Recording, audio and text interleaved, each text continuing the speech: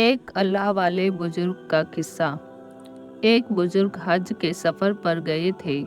جب وہ ایک جگہ سے گزر رہے تھے، ان کے ہاتھ میں ایک تھیلا تھا، اس میں کچھ پیسے تھے۔ اچانک ایک چور اس کے ہاتھ سے تھیلا چھین کر بھاگ گیا۔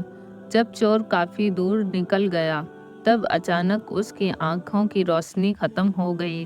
آنکھوں کی روشنی جاتے دیکھ اس چور نے رونا شروع کر دیا۔ جب لوگوں نے چور سے پوچھا، بھائی کیا ہوا؟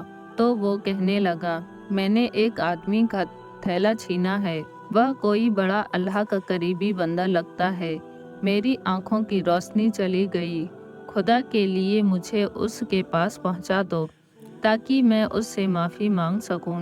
جب لوگوں نے پوچھا کہ یہ قصہ کہاں پیش آیا، تو کہنے لگا فلاں نائی کی دکان کے قریب پیش آیا۔ لوگ اس کو اس دکان پر لے گئے اور نائی سے پوچھا کہ اس طرح کا کوئی آدمی یہاں سے گزرا ہے، آپ اسے جانتے ہو؟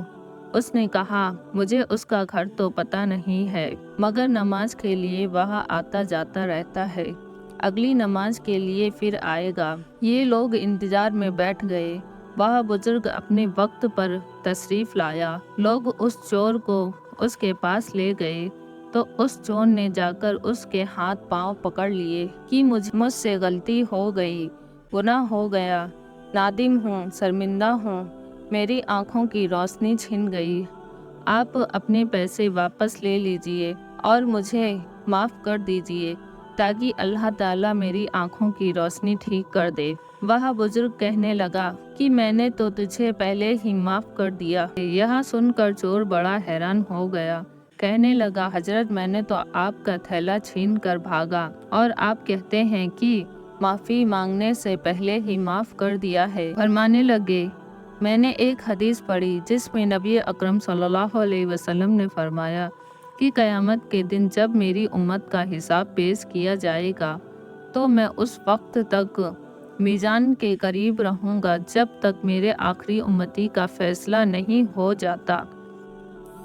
میرے دل میں یہ بات آئی، اگر میں نے اس چور کو معاف نہیں کیا تو قیامت کے دن یہ مقدمہ پیش ہوگا، اور جتنی دیر مقدمے کا فیصلہ ہونے میں لگے گی، اللہ کے نبی علیہ السلام کو اتنی دیر جنت سے باہر رہنا پڑے گا۔